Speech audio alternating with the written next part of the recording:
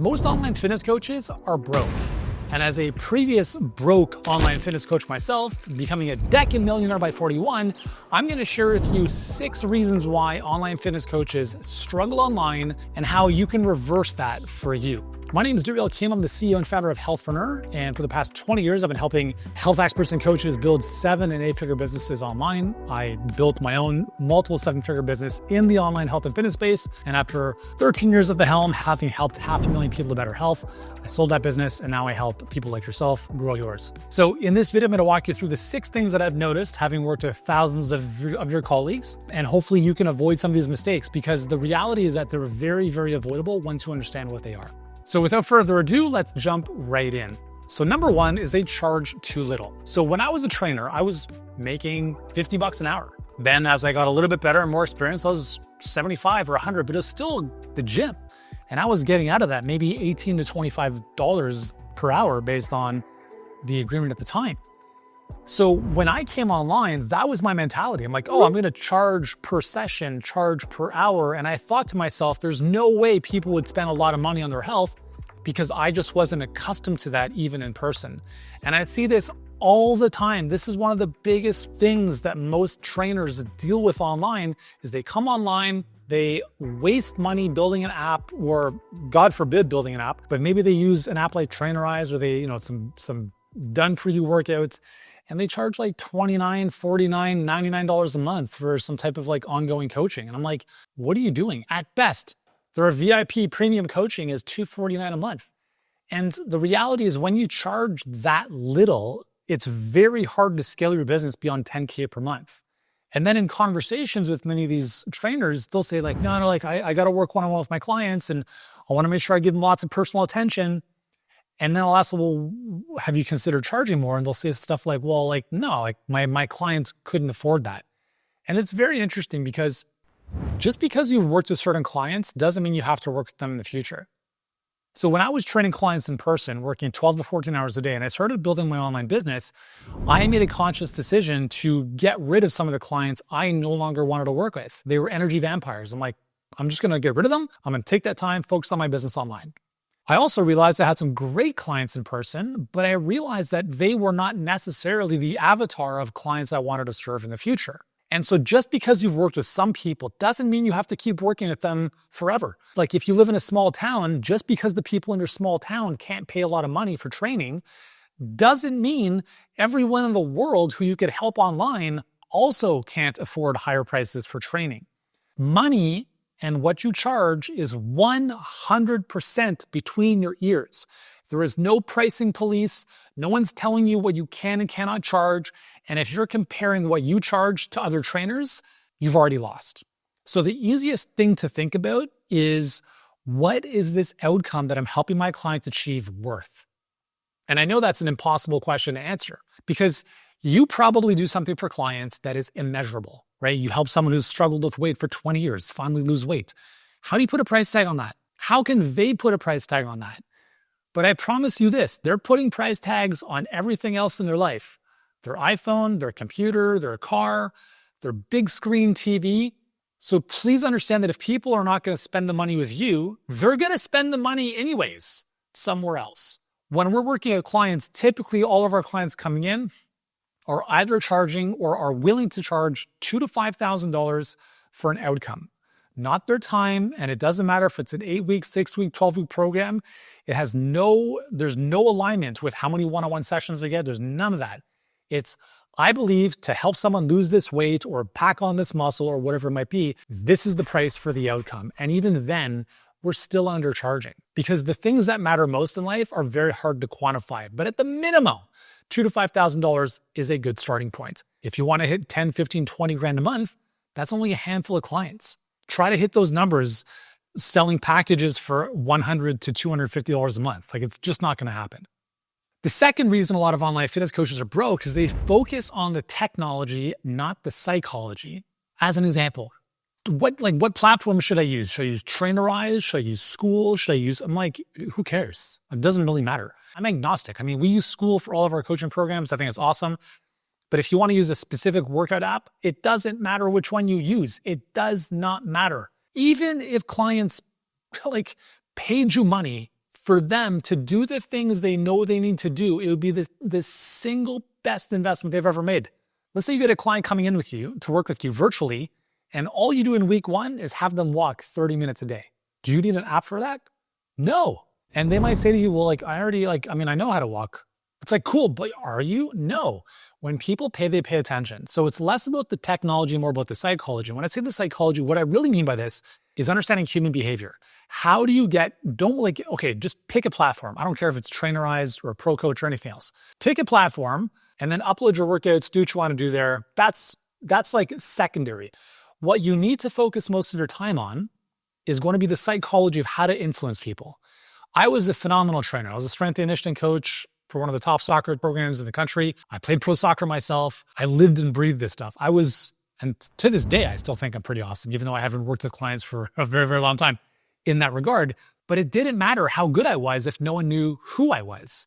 And right now, you might be the best kept secret in town. And that's frustrating. So it doesn't matter how many letters you have behind your name. You don't need to go get another CS advanced degree from the NSCA. You don't need the latest, greatest certification. If you want to add tools to your toolkit, by all means. But you got to build your business acumen.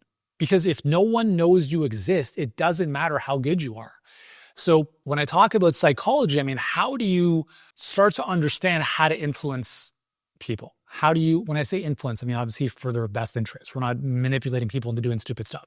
Being able to communicate in such a way, typed word, written word, but also spoken word, whether it's one-to-many like this or in a one-on-one conversation. Being able to influence someone. How do you have a conversation with someone who they ask you, how much does it cost to work with you? You tell them $5,000 and they're like, wow, that's way more than I was expecting. It's too much. It's out of my budget. How do you have the conversation with someone like that to be able to persuade them to invest that money in themselves?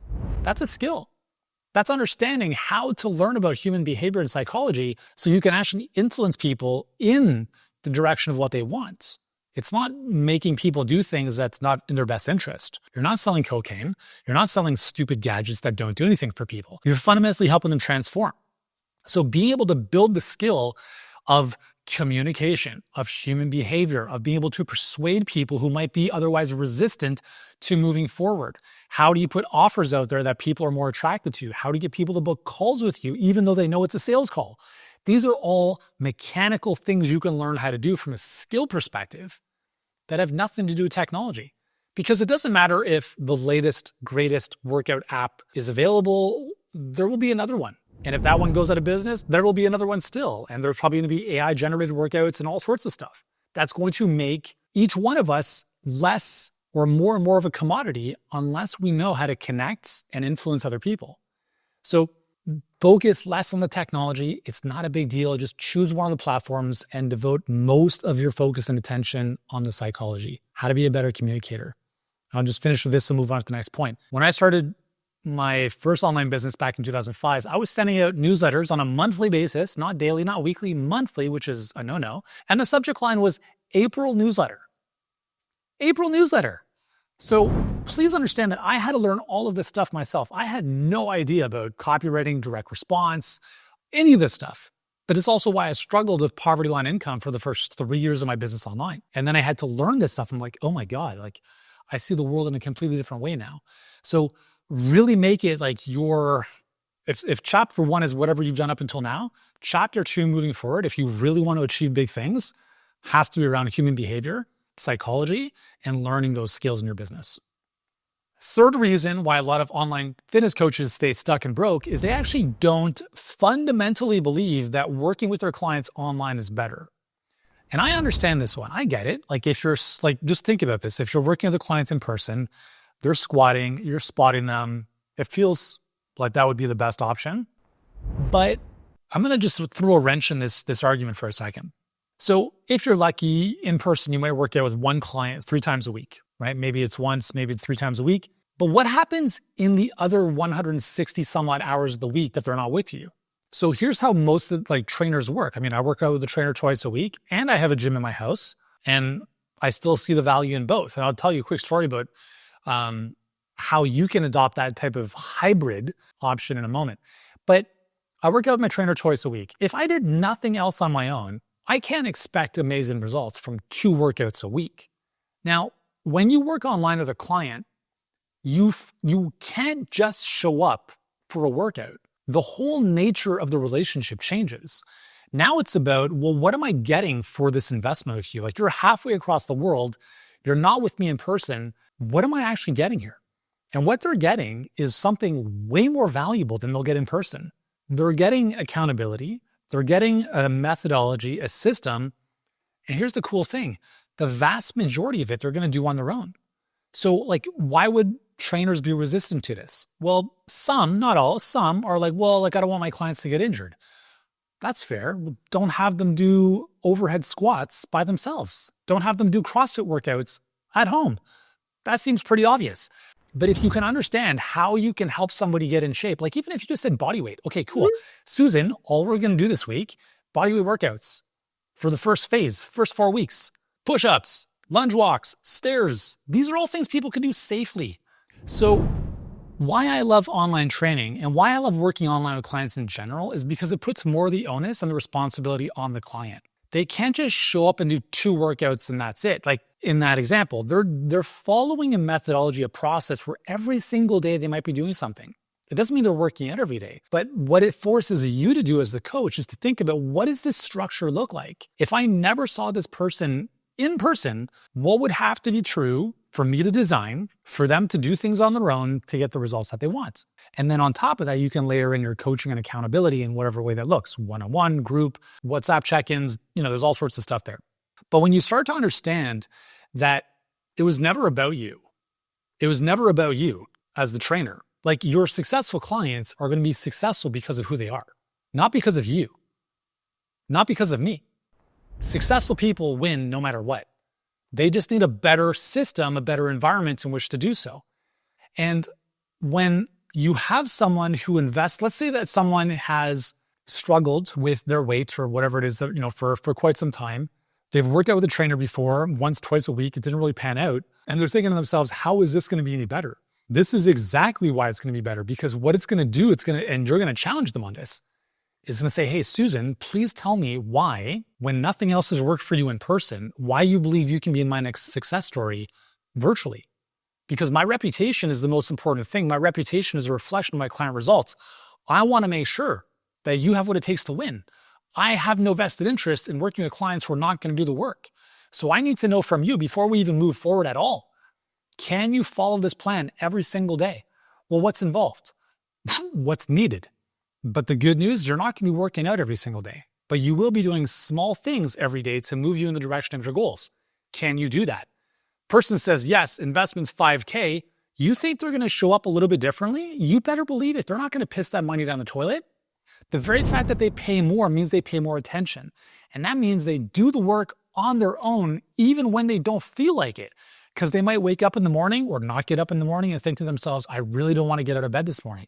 I really don't want to get off the couch this afternoon. The day was busy, things are getting in the way, but in the back of their mind, they're like, fuck, I've already invested $5,000 in this guy.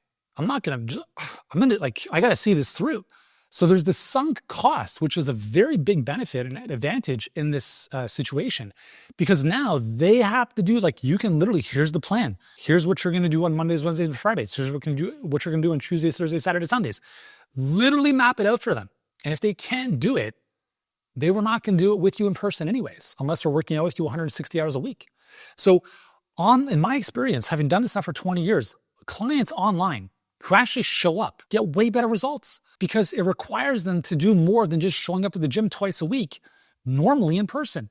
Hey, we'll get back to the video in just a moment, but if you're enjoying this content, hit that subscribe button below. It will help me sleep a lot better at night. But more importantly for you, it'll help you build your dream a lot faster. So go ahead, subscribe, and we'll get back to the show. The fourth reason why trainers struggle online is they don't understand how to extract their IP. So therefore, they rely on their time. So when I was transitioning online back in 2005, I had a client of mine, we're working out in person, and he said, Yuri, why don't you put your voice on tape? This is just when the iPod had come out. I don't know if you're old enough to remember that, but before the iPhone, there was something called the iPod, which was an MP3 player from Apple. And we were actually the first company, my health business was the first company in the world to develop MP3 guided workouts. Nowadays, it's just, like every workout.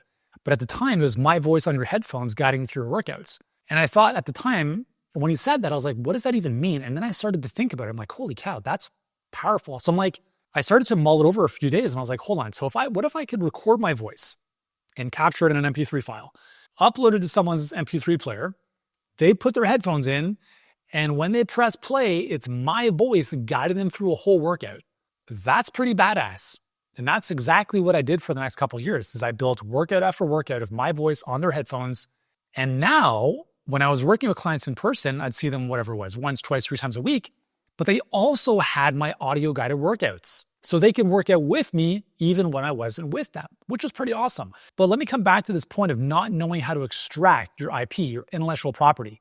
So when I recorded these workouts, I sat down and I said to myself, okay, my mindset was, what will I do if I have someone walk into the gym and it's the start of a session? What am I doing with them for the next 45 to 60 minutes? I was like, okay, cool. So the first time we're going to do is a 5 or so minute warm up. And I'm thinking to myself, okay, I'm going to assume that this person doesn't have all the equipment.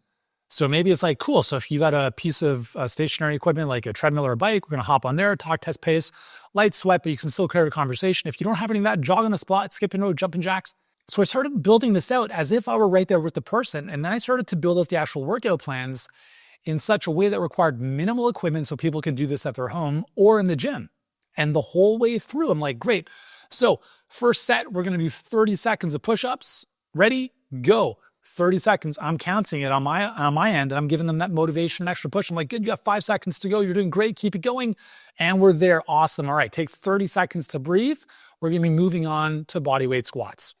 And I literally walked them through the whole workout structure over their headphones. Then they had the images and pictures to go along with the workouts. Later on, we had more video guided workouts. But I share this because what I did was I asked myself, how do I do this in person? And how do I document this? So when I say document, I captured it, right? So even nowadays, people can buy those workouts somewhere online and they can capture it's like you bottle your magic.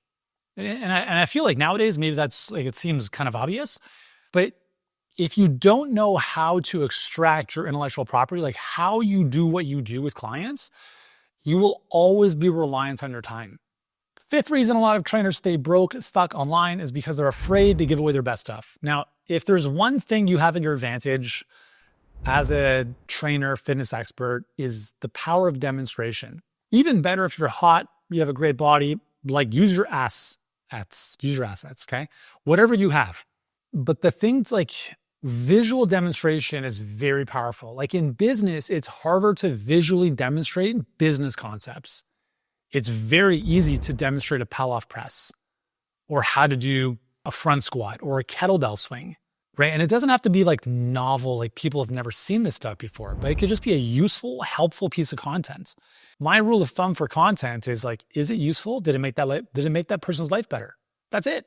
Doesn't have to be like viral and like fancy and like some ridiculous, crazy stability ball squats with 400 pounds in your back, like stupid nonsense. No, but just use visual demonstration. And you might say to yourself, okay, well, if I were to record all of my exercises, let's say you did the best 3 glute exercises and you shot that as a video, it could be a short 45 or 60 second reel.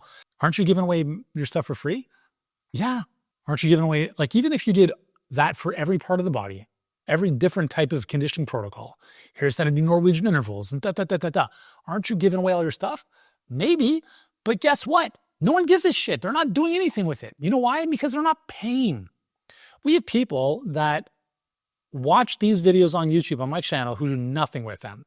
And there are people who watch these, a few of them who watch these videos, do every single thing I recommend on these in these videos, and then build their business. And then they reach out to me like, hey man, I just built the business at $30K a month. Now I need help building a bit of a team. Like, dude, that's unicorn status. Well done. But I give everything away for free because people are going to work with you based on what they've experienced, not what they're expecting. So if you don't show anything, they're not going to know what it's all about. But if they've seen video after video after video after video of yours, and like they like your personality, they like whatever it is you do, the likelihood of them working with you is so much greater. Now, again, you don't have to start a YouTube channel. I think YouTube is probably the best content platform, but it also takes the longest to build. But at the very minimum, TikTok or Instagram, choose your poison. Just put stuff out there and add value and give away all your stuff for free. Because not everyone you will impact way more people in your marketing than you will with your coaching. Because the vast majority of your market is not going to work with you. So if 95% of your market never pays you $1, but 95% of that market sees your stuff and uses it, they will benefit from your marketing. And if your stuff is awesome, that's good for your reputation and your brand. They may not work with you, but they might recommend someone who does, or they might leave some nice comments about your stuff, right? So don't be afraid to give away your best stuff. It's all good. It'll come back to you. You cannot outgive the universe. Okay, number 6. This one's the big one. This is going to rub some people the wrong way, but I unfortunately see this way too much in the fitness space specifically. A lot of fitness pros think that they're too smart. Here's what I've realized. Because we work with health professionals, right? Doctors, seasoned fitness experts, health coaches, naturopaths, the whole spectrum. The smarter you are, the slower you'll go. And I'm sharing this as that guy, okay? I graduated, if it's somewhere up there, summa cum laude from one of the top universities in the world. I was a pro soccer player. I did very well in school. I've always been top of whatever I've done. So when I came online in 2005, I'm like, come on, you serious? I got this. Yeah. So my first year I made $6,000. My second year I made a little bit more. My third year I made just about $18,000. Living in Toronto, the third largest city in North America, one of the most expensive, didn't take me very far. So I had to learn a very painful lesson, which is if you're not where you want to be, it's because you don't know how to get there. Period. End of story. And there's a lot of ego attached to stuff we do, right? Well, if we're working with doctors or fit pros, like, hey, I'm a CSCS, Polycheck certified, whatever. Hey, dude, I get it. Listen, I could play that same game. Right? Certified kinesiologist, certified strength and conditioning coach, worked at the University of Toronto for 7 years, played pro soccer, helped hundreds of athletes. I was a pro, blah, blah, blah. I could play that game. I'm so cool. But listen, ego doesn't feed your business. Humility does.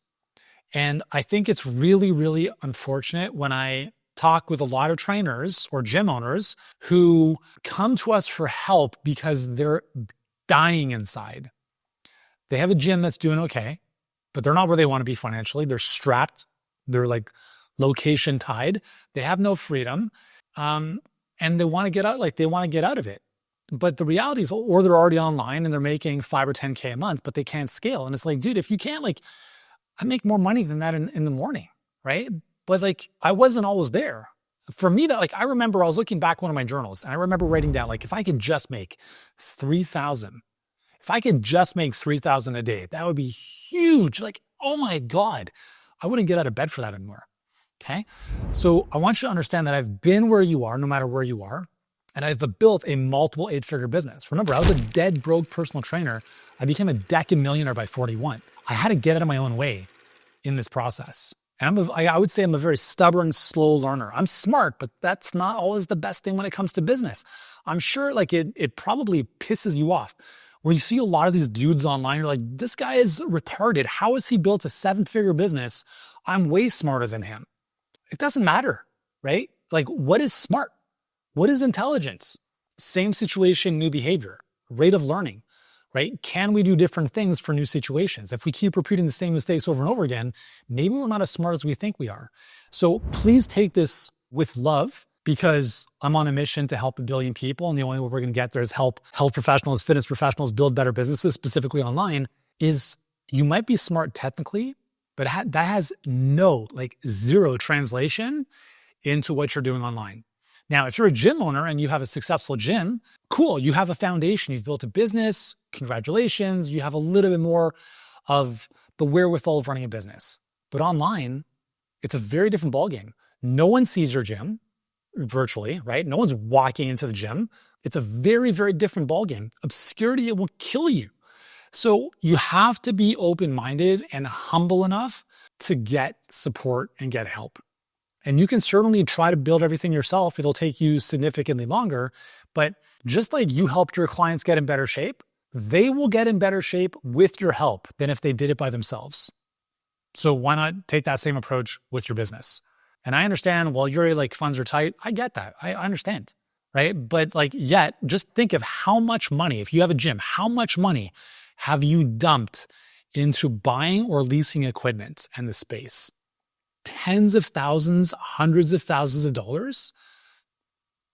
So with your business online, like, you have to treat your business online like a business. It can't just be like this little side hustle where you post some dancing videos on Instagram and hope people are going to fall in your lap. That'll only take you so far, but then you have to actually build a business.